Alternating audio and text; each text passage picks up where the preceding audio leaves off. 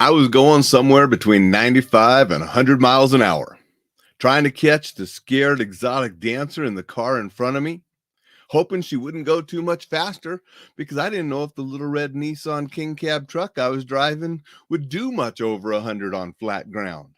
And I was a little concerned because the dude in the white car was doing over 95 behind me. Good morning, everyone.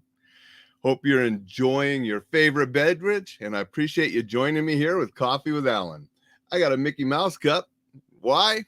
Because this high-speed chase, if you want to call 100 miles an hour high speed, for some it is, for some it isn't, but I was only about 30-some miles away from Disneyland at the time, home of the mouse. I was in Riverside, California. So let's back up and look at how I arrived at this 100-mile-an-hour chase with a scared exotic dancer and some dude I didn't know behind me. I was down in Riverside, California working, and how I got there and stuff will be a tale for another day. But the job I was doing involved exotic dancers. And that night I was closing up shop, which means I was security, and it was my job to get all the dancers out to the cars safe, make sure the doors and everything were locked. I was closing up. And we did that. And so closing up, getting all the girls, they're in the car in the parking lot. One by one, the girls are leaving. The last girl is heading out of the parking lot, and I get in my truck and I'm going to follow her out. As I was doing this, I noticed this white car on the far end of the parking lot all of a sudden start up and start following as well. Now, okay, that's one coincidence. We're not going to get too worried at the moment. It was closing time. It was 2 a.m. in the morning. Guy was leaving the parking lot. No big deal at the moment. So as the girl turned, she turned right onto the street. I turned right onto the street because that's the direction I had to go home as well. I noticed the guy came out of the parking lot and he turned right and he was following us. Now, it was 2 lanes of traffic going this direction. All 3 of us were in the center or the left lane going straight. Now, the girl, the exotic dancer, she all of a sudden pulled into the right lane. The guy behind me who had followed us out of the parking lot all of a sudden pulled over into the right lane. And I thought that was sort of weird. So I pulled over to the right lane between them. Now, the bad thing about this is the right lane was getting onto the interstate to head wherever. I actually needed to go straight to go home. But I was concerned with what this car, it just didn't seem right the way that she pulled over and this guy pulled over. So I pulled between them. Now, this scared her because she didn't know who was who behind her, but I got to hand it to her. She was paying attention and realized somebody was behind her. So she got on the interstate and floored it. So I floored it. The guy behind me floored it. And that's what brought us all doing between 95 and 100 miles an hour on this interstate at, 2:15 in the morning that night. Now, I was able to get up beside her, fortunately. I mean, she wasn't going fast enough where I couldn't get up there. And we were doing about 100 miles an hour-ish, somewhere in there, maybe a little over, as I pulled up beside her. And then she recognized it was me, and I motioned for her to follow me. And I pulled in front of her. Now, the white car was still staying right with us behind her. Now, I had only been living in Riverside for a very short time. I didn't live there that long altogether. A story for another day, but I was there finishing my first book with Paladin Press, getting some assistance with that book from Mark McYoung, who was already a Paladin author. And it was actually Mark McYoung and his friend Tim who hooked me up with the job doing security with the dancers so I could have some income while I was down there training with Mark and finishing up my book and getting some tips from him. So I really didn't know the area.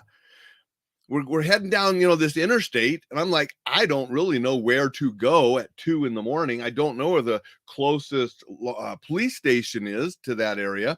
And this is back in 1995, way before you have GPS and can Google things and everything on a phone. I mean, we were actually using pagers doing that security when I had to have a call to take a dancer to an outside event, a bachelor party, birthday party, whatever, and they needed extra security. They actually had pagers back then. So there's the predicament that I am in, doing 100 miles an hour, a scared dancer behind me, some dude we don't know behind her, wondering where to go. I'm going to say good morning to Jay. Thank you, Jay. Appreciate you being here.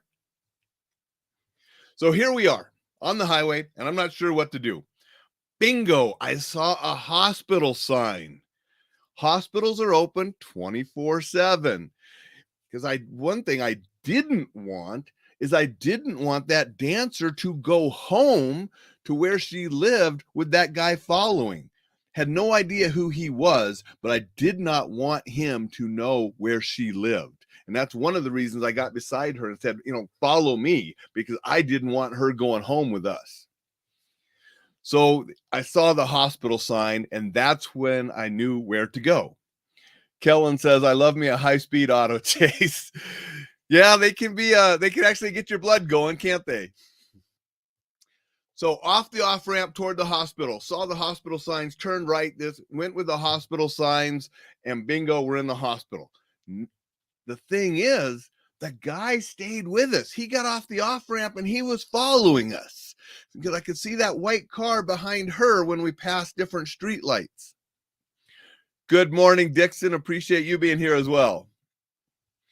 So we got into the hospital parking lot, and I drove immediately right up into the emergency bay and parked in front of the emergency bay doors, and she followed me there as well. I hopped out, grabbed her, said, get in there and call the police. I went out to see if that car had followed us. He did follow us into the hospital parking lot, but he didn't come up close to the emergency where all the lights are and people were. And he exited the lot, and I couldn't get a license plate number.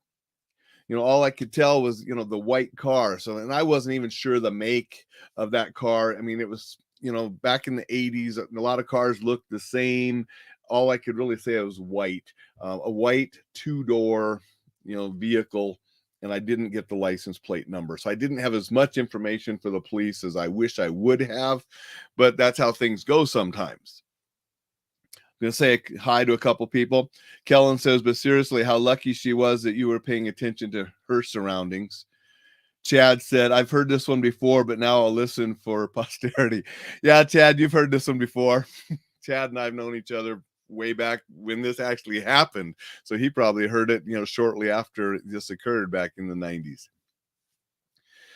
So the police came, gave him a report. They escorted her home. Now, the one troublesome thing that, I was, pretty nervous about is this guy was watching us in the parking lot when we left the establishment. He knew she was in that car, but he knew I was in the red pickup, and that didn't deter him, which led me to believe that there's a strong possibility he was armed. Okay. So, you really don't want to be messing with, going up to a vehicle when the guy possibly has a firearm. A good way to get shot, right? And that's one of the reasons I didn't run across the parking lot to confront the car in the hospital parking lot. That would be pretty stupid. My primary goal was to make sure that the dancer was safe and that she did not lead that individual to her home. Now, when this was all said and done, the police escorted her home. I had to then go home.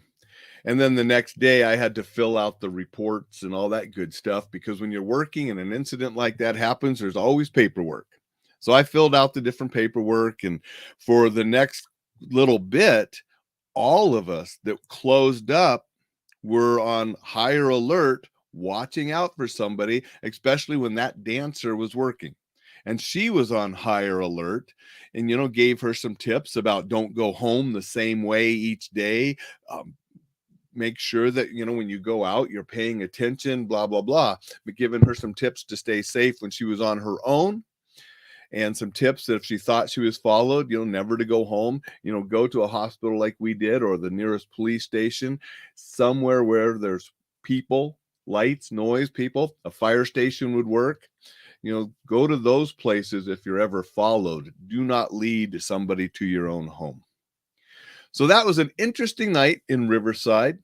I'll share some more stories because that was an interesting job. Even though I only had it for a short period, we did have some interesting nights. When you're working that kind of job, those kind of things come along with it.